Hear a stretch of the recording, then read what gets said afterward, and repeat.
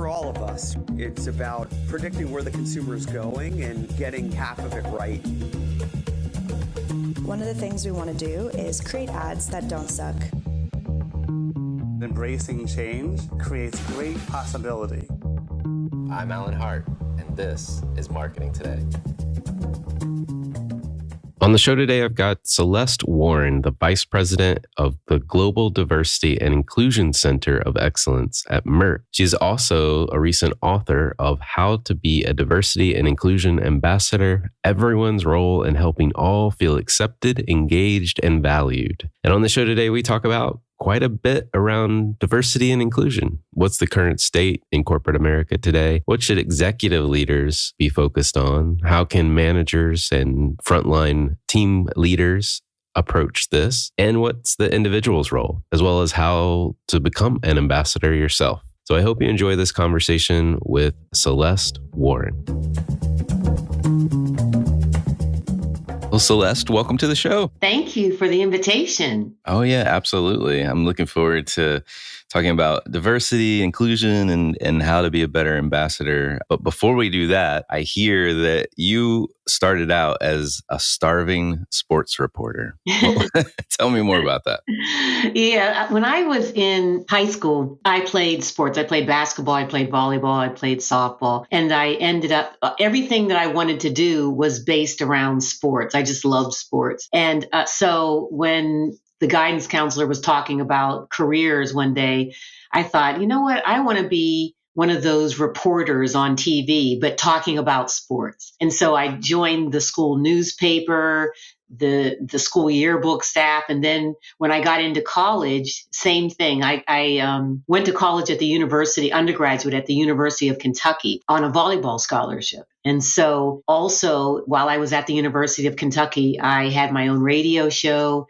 I was on the school newspaper. I was a sports reporter and had just a lot of fun doing it, really enjoyed doing it. And so I got an internship with the largest radio station in the state. It was the voice of the Kentucky Wildcats. And so I started interning there and then eventually started working there. And when I started working there full time, I realized that 90% of the people in the industry are making only 10% of the income, and the other 10% are making 90% of the income. So I just got tired of writing home to mom and dad, calling home and asking for money for my rent for my apartment or other things, because it was embarrassing. You know, I had graduated from college. I was supposed to be adulting. And I didn't feel like I was. And I got tired of eating ramen noodles and macaroni and cheese. And so I decided to go back to grad school. And my mother talked me into coming closer to home. I'm from Western Pennsylvania. So I ended up going to Carnegie Mellon in Pittsburgh, Pennsylvania. So that's basically kind of it. I loved doing it, but it was hard to live off of the income that I was getting. No, I 100% understand. I have a sweet spot in my heart for writers and journalists because my wife was also a starving journalist. So you understand. Yeah, 100%. 100%. I remember, asking to go out to dinner before, as we were dating, and she was like, I can't afford dinner. And I was like, I got you. Don't worry. I know you're strong. You want to go Dutch, but don't worry. I can pick up the bill on this one. But yeah, it was too. She enjoyed it as well, but it's just hard to survive if you can't make enough money. So from starving sports reporter to Vice President of Global Diversity Inclusion Center of Excellence at Merck. What was the path like? Oh, it was a little bit of a winding one. When I was in graduate school, I thought that I would go use my telecommunications and television journalism degree, and I had a minor in political science. I thought I'd use those two degrees to go into Washington, D.C. and be sort of like a campaign manager or a press secretary or something like that, and kind of mix the two together. And one of the counselors at Carnegie Mellon University said, "Oh, no, you don't want to do that. Have you thought about human resources?" And at the time I was thinking, I don't want to do that, because my sort of visual image of human resources was old lady passing out applications. And I just was kind of, no, I don't want to do that. And she said, no. She said, human resources is a lot more than that. And she talked to me about all of the different disciplines within human resources, organizational design and development, compensation and benefits, talent management, learning and development, and others. And so I thought, okay, might be interesting. And so I did my internship in the summer between my first and second year of grad school at General Foods in White Plains, New York. And it was hand to glove. It was just something that I just took to like a fish to water and really had a good time and also learned a lot.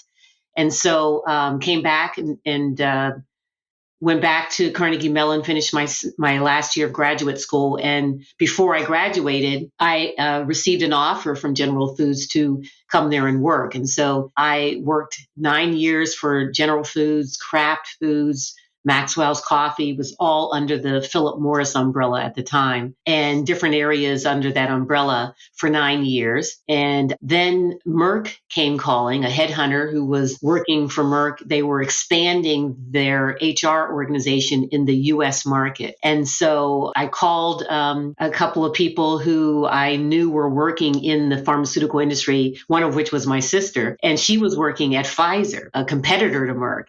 And so I asked her about it and I said, what do you think about this company, Merck? And she said, you got to go on the interview. It's a great company. And I said, wow, I must have to go because here's someone who's at a competing company, a competitor of Merck's, and she is advising me to go. So I went in for the interview and have been at Merck. I thought to myself at the time, well, I've been in the food consumer industry. I'll try this pharmaceutical thing for a little bit, maybe 5 years or so, and then go into another industry.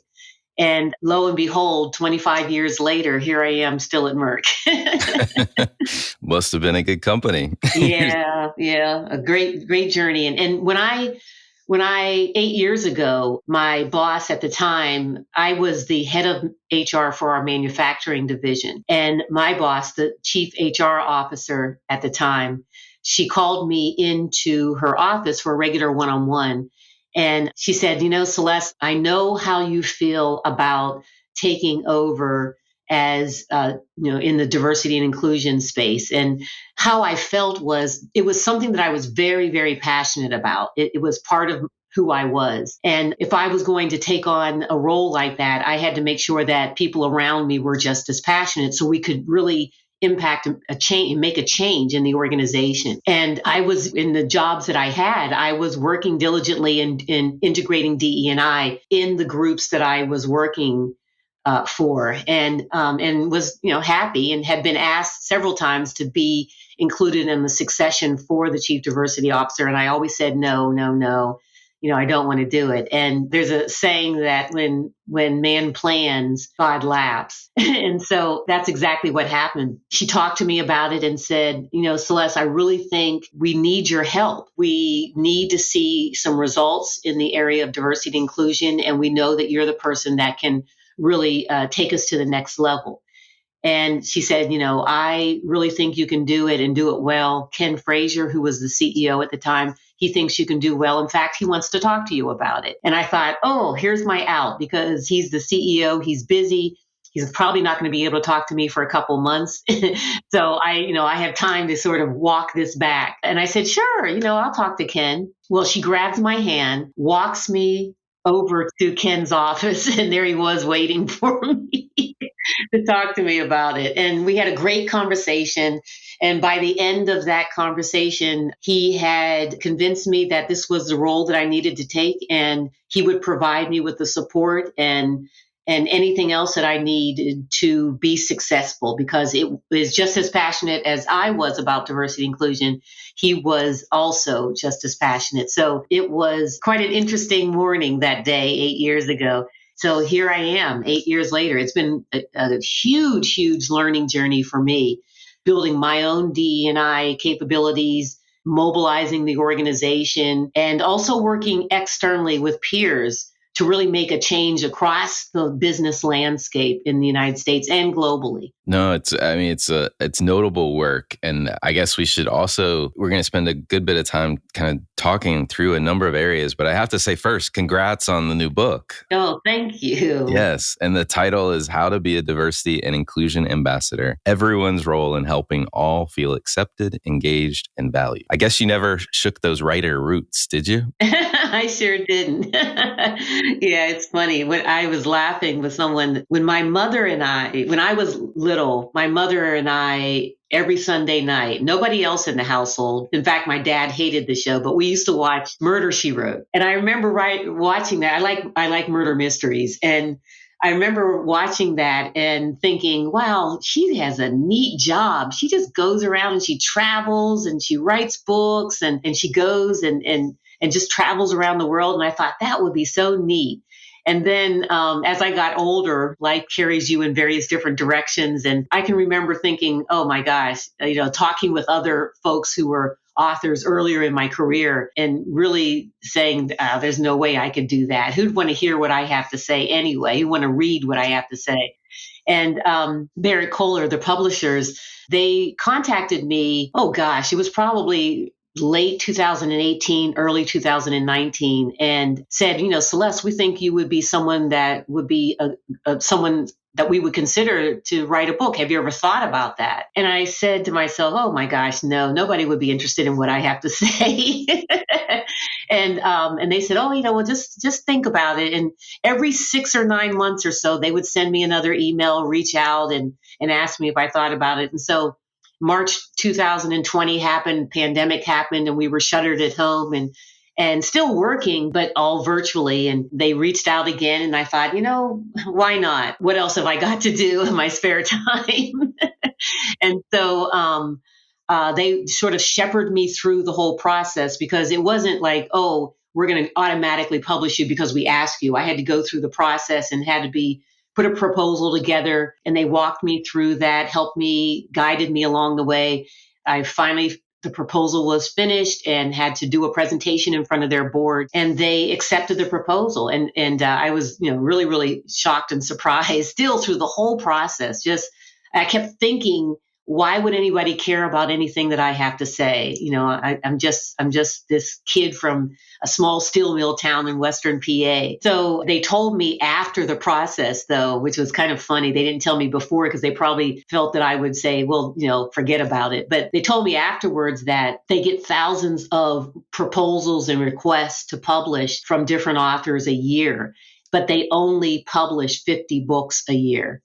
And he said, you should be so proud of yourself. And I thought, wow, that's great. And I, it was funny because if he had told me before all of the going through the process, I probably would have said, oh, forget it. They'll never publish anything, with those odds. But I'm just very grateful to them for, shepherding me through the process, helping me to understand what the process is like, and just guiding me through it to getting published. Yeah. Well, congrats again. It's no small feat. I mean, writing a book it's hard. It's hard work.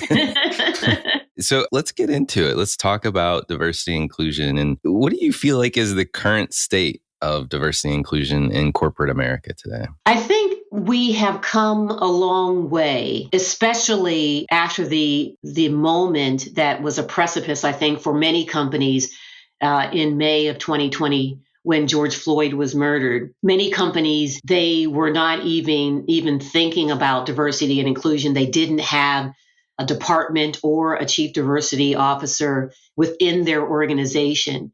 And they were sort of just limping along, if you will. And other organizations, they had the role, they had a department, but maybe not as far along as they would like to be in the evolution of their efforts.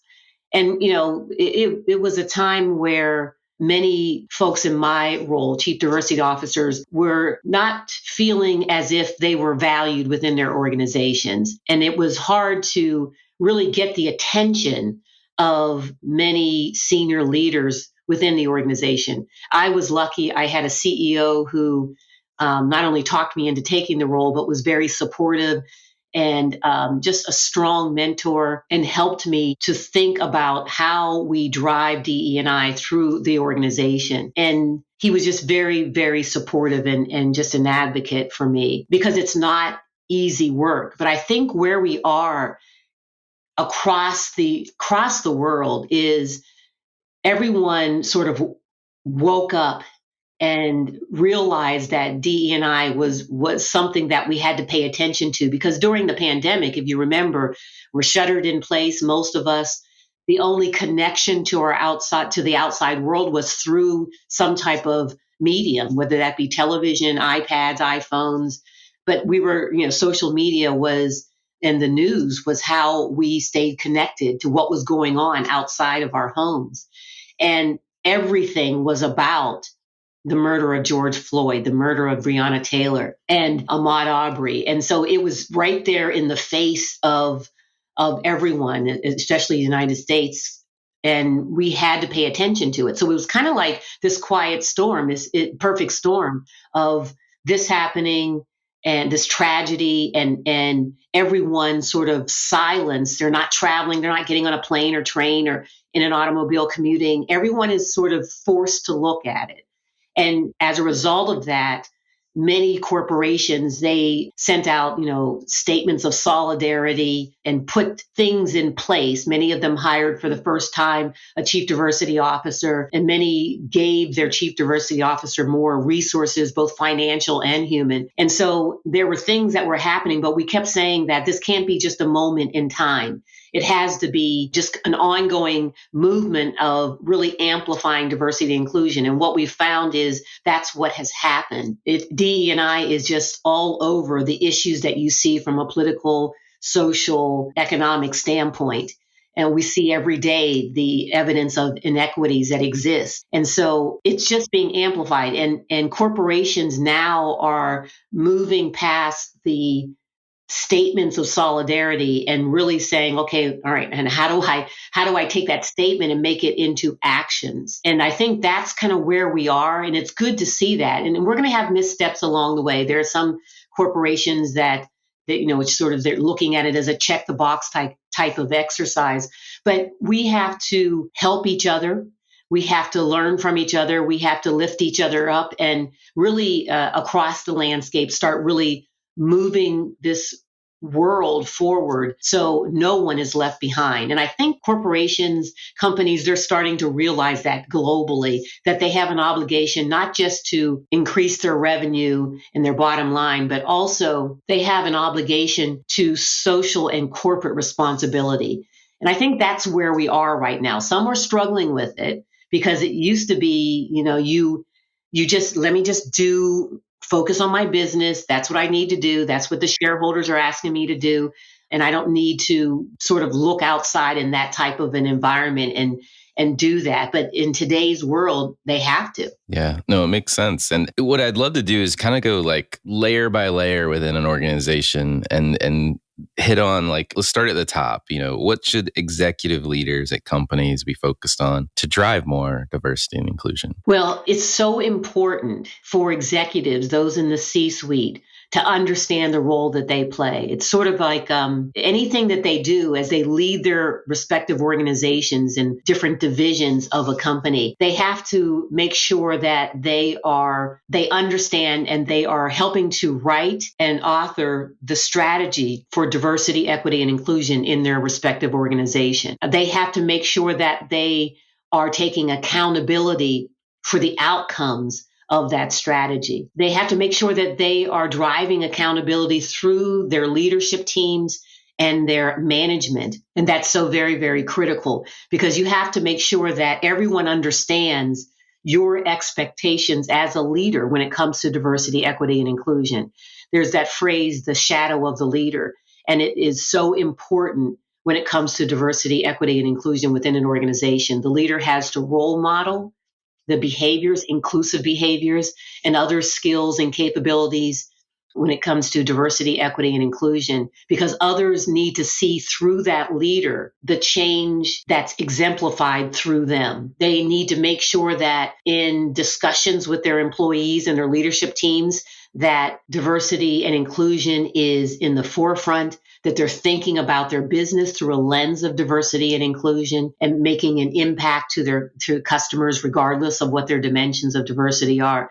And so they need to make sure that they are role modeling, that they're driving accountability, and they're being intentional about the diversity and inclusion efforts within the organization and very clear about their expectations when it comes to diversity, equity, and inclusion. So if we go from executives to kind of like middle managers, team leaders, if you will, like the front line of management, what should they be doing differently or better today to try to foster the same diversity and inclusion? Well, middle managers, first line managers, they are so very crucial. And the reason why I say that is it's sort of like an hourglass. The senior executives, they're creating the strategies, working together to create the strategy, making sure that everyone understands the outcomes.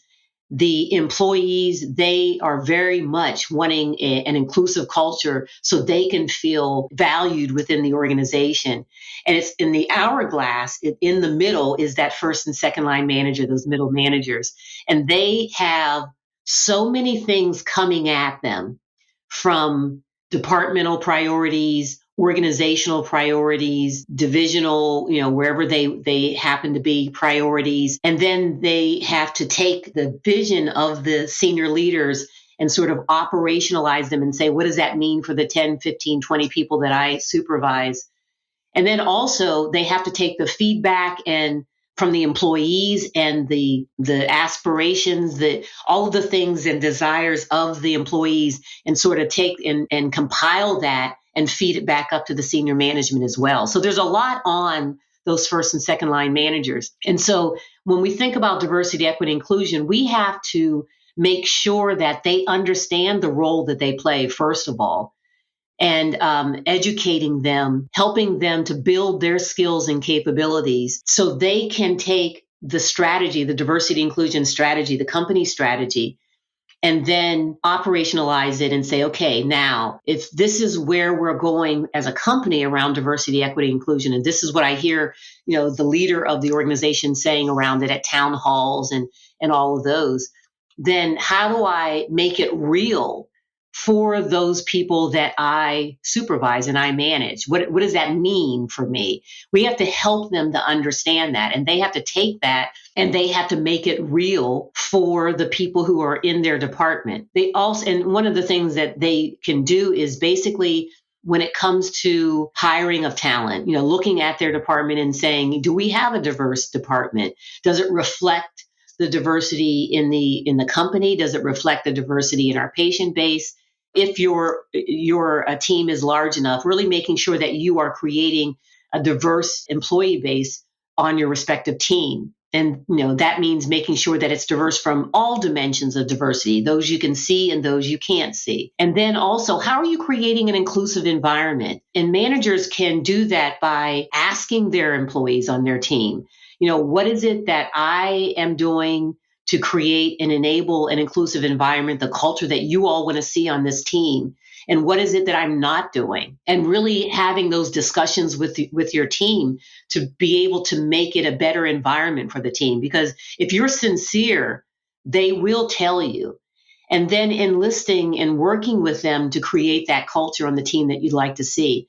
And it doesn't just end with your team. You should also look across at your peers and say, hey, how can we all lock arms and work together to create that environment that our teams want to have, and learn from each other, steal shamelessly from each other ideas that different managers are doing, and see if that'll work for your team as well. And then also making sure that you understand what your leaders' expectations are when it comes to diversity, equity, and inclusion. And if you're in a staff meeting with your peers and your boss and you don't hear diversity, equity, inclusion enough, then volunteer to be that person who at each staff meeting, for example, that you are bringing up the topic and talking about it in a strategic way, and really sharing ideas about what you've done with your team and others have done, other managers have done with teams, and having a discussion about it. So those are just some things that managers play, and they just play a very, very critical role in advancing the culture. Well, I love the visual that you used of the hourglass. As a manager of people, it does feel like that. Like you're the nexus point of where the sand gets to go through. And only through your collective efforts do you actually make a difference, right? And so I really love that visual because I think it's poignant. And it does feel like it's at that point, which is both the manager and the person, that they're coaching, managing, et cetera, where this happens, where you said where it becomes real or you make it real at that point in time. I really like that. So if you think about individuals, not managers, just individuals within the company who aren't necessarily managing other people, may not be even a team leader, how can they be a diversity and inclusion ambassador? Yeah, one of the reasons that I landed on this topic for this book was as a result of conversations with individual contributors, people who are not leaders or managing people. And every time that I would speak externally or within the organization, inevitably someone would come up to me and say, Celeste, I hear what you're saying. I'm inspired by what you're saying, but what can I do? I don't manage people.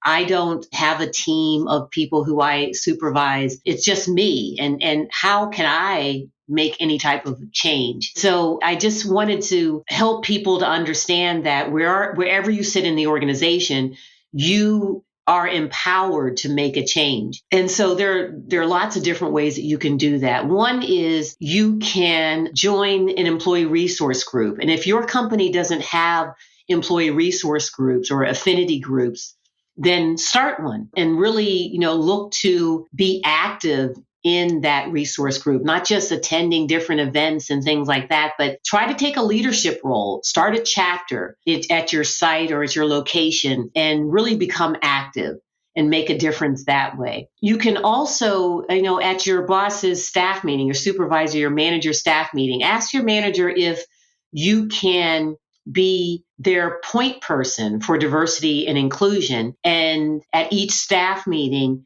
be responsible for a topic, just 30-minute topic around diversity and inclusion. And you could, there are lots of e-learning or training in a box, if you will, that you can facilitate at staff meetings, or you can do something just as simple as sending out an article on diversity and inclusion, asking everyone to read it before the next staff meeting and then lead a discussion around the article. You can start a book club and get colleagues to read a book. And as you're going through the book, each chapter, you can have a lunch and learn and bring folks together. Or if they're not in your company, you can have dinner and bring folks together and talk about the book and do book clubs and really focusing on diversity and inclusion. My book has a discussion guide in the last chapter, which is a really easy format to really lead a discussion. So there are lots of things that you can do and that you have to do, frankly, in order to create the culture that you want to see within your organization. And the reason why I say that they have to do it is because in all organizations, if you segment the employee population, you have your C-suite, which is probably 5 to 10% of less than that of your organization. You have managers, people managers, and that's usually about maybe 10 to 20% of your organization, any organization. And the bulk of the organization, 70 to 80% of the organization are individual contributors, people who do not manage people. And by far, individual contributors are the largest percentage of the employee population within any organization. And so they have to play an active role in creating the change that we want to see across the organization. Yeah, I've never thought about it in terms of the stats before, but you're totally right. Most of the people are not, are individual contributors and citizens within the company, so to speak. Well, you gave us some great examples. Is there kind of a steps or pathway to being a true ambassador in your mind? Yes, Alan, there is. And it's an easy 3-step process, pretty pragmatic. I'll say pragmatic and easy depending on the road that you travel. But the first thing is you have to assess yourself. You have to do an inventory of yourself. You have to understand what your strengths are when it comes to diversity, equity, and inclusion. You have to understand what your areas of development are. You also have to understand what your blind spots are. And those spots where, you think it's a strength, but it's not really your strength. And then also, very importantly, you have to understand what your biases are. Everyone has biases, whether conscious or unconscious. And you have to understand those. And so you sort of do an assessment of yourself. So you understand all of those things, your strengths, your weaknesses, your blind spots, your biases.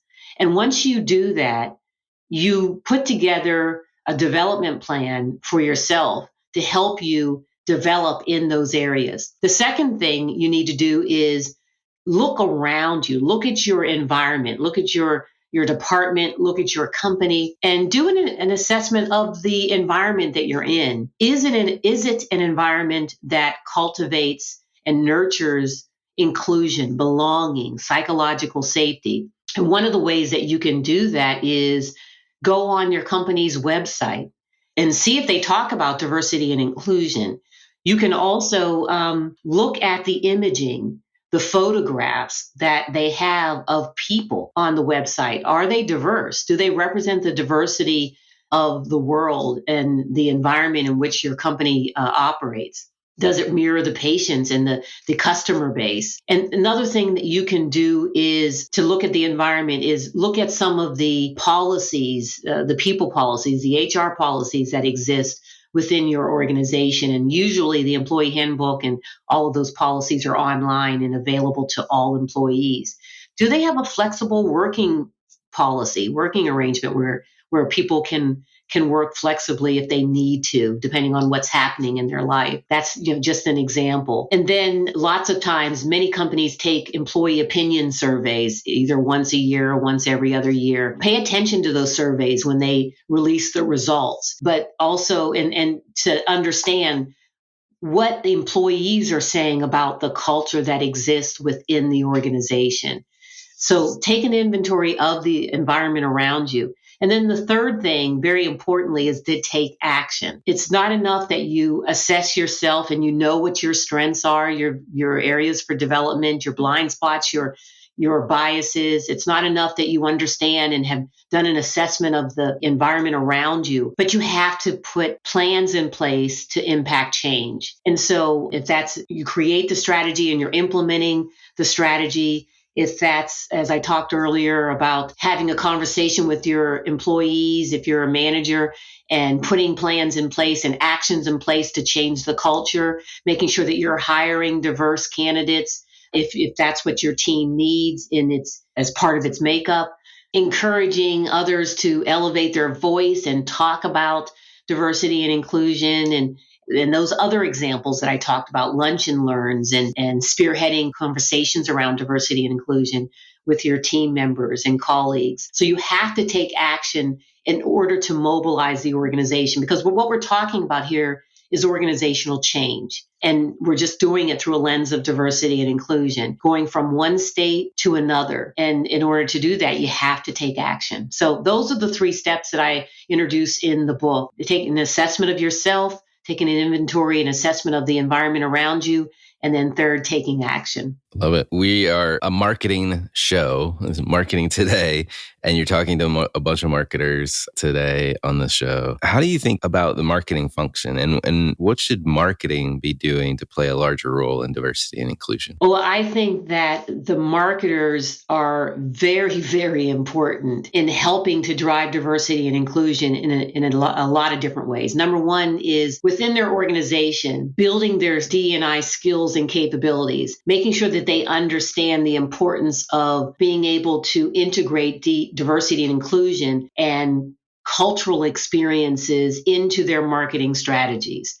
So helping to understand that and building the skills and capabilities around that with the employees in the marketing organization within your company. Because when they build their diversity and inclusion capabilities, then they'll be integrating it into how they think about the marketing strategies and reaching customers.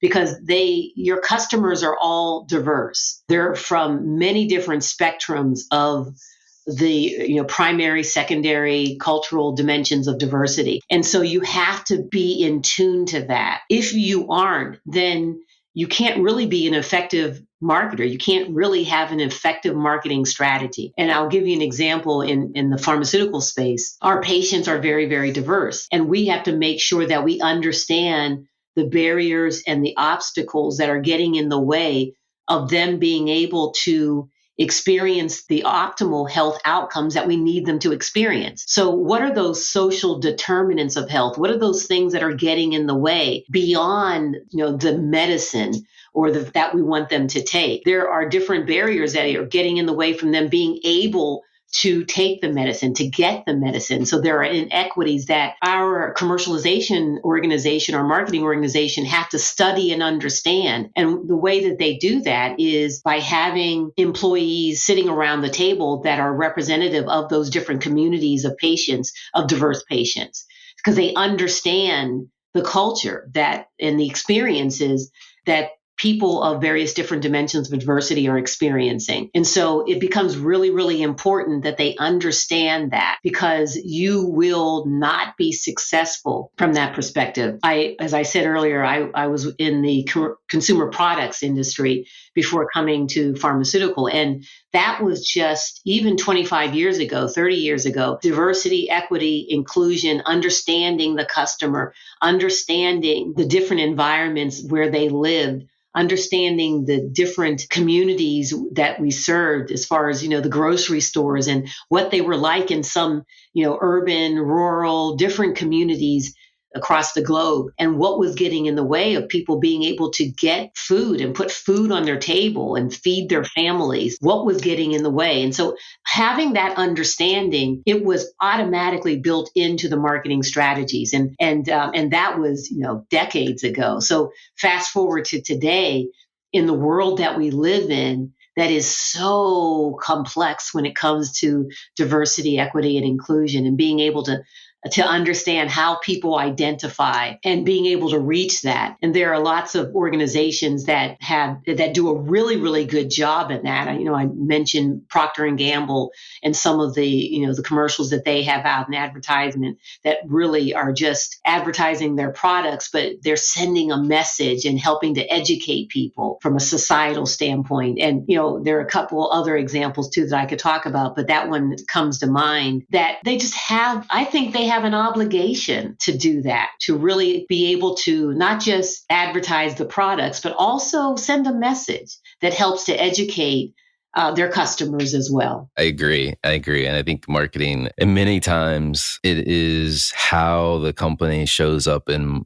driving how the company shows up in market, whether that's the plans and strategies on the inside that the organization is rallying around, or whether that makes itself surfaces as the advertising or the communications that's happening. They're the megaphone in many ways for what's going on inside the company. So I 100% agree. I think we've got time for one more question, and it's a big one because there seems to be a rise in social activism in corporations. And I'm curious to get your thoughts on, is that a good thing? And if you go down that path, what should we be thinking about or aware of as we venture into that space? Oh, that's a great question, Alan. There used to be, when I came into corporate America, there was that unwritten rule where you didn't talk about politics, you didn't talk about religion in the workplace, remember? And, fast forward to 2022, you tell someone from Generation Y or Z that you don't talk about those things in the workplace, they'll look at you like you have three heads. And so it's an expectation. And companies, they have been slow to understanding that, many companies, and still struggle with it today because, it's just, I just need to focus on my business. I don't want to upset my shareholders. I don't want to upset investors. I don't want to upset my customers. And so they're sort of walking this tightrope. And also, now throw in the mix politicians, congressmen, senators as well. So depending on, the line of business that they're in. So they've been kind of slow and very conservative in using the company's voice in different social issues. And I think where we are right now, especially over the last 2-3 years, there is just an employee awakening. And I was saying this 5-6 years ago, an employee awakening where employees do not feel that they have to shred their identities when they come in through the walls and the doors of their organization where they work. Things are happening in their communities. Things are happening to people in their families, their friends, and they can't treat the walls of the organization, the doors of the organization, like a car wash where, all of this stress, all of these things are happening in their communities. And then they just come through the car wash and it's sort of shaken off and they just lose their identity and they come into work. That's not how it works these days. So we have to, as an organizations, we have to be able to understand that and be able to meet the needs of employees when it comes to what's going on inside their community. What are some of those social issues? And so from an internal standpoint, the old open door policy is even more profound now, where leaders have to lead in a very different way with a workforce that is much more dynamic than in the past. And so being able to engage in the conversation and the dialogue with their employees, and not saying that they have to understand everything there is to know about every individual culture around the globe. That is impossible. That's impossible for DE&I practitioners. But just being able to listen with empathy and be able to hear and help them to just be more productive and help them from that standpoint. And listening with empathy is just really, really critical. And then the corporation, when it comes to certain social issues, there are lots of things that come into play as to whether they elevate their voice or not. And they have to make those decisions, because if they don't, silence in this day and age across many issues is just not accepted. From the standpoint of the labor market, those in Generation Y and Z, which are the largest growing generation in the labor market, they want to go to organizations that have the same values and standards that they have as individuals. And they're looking for that. So that's really important when we think about the war for talent and creating an environment that candidates would want to come into and be a part of. And so it also, from a customer base and shareholder base and investor base, they're asking about diversity, equity, and inclusion, the culture of an organization.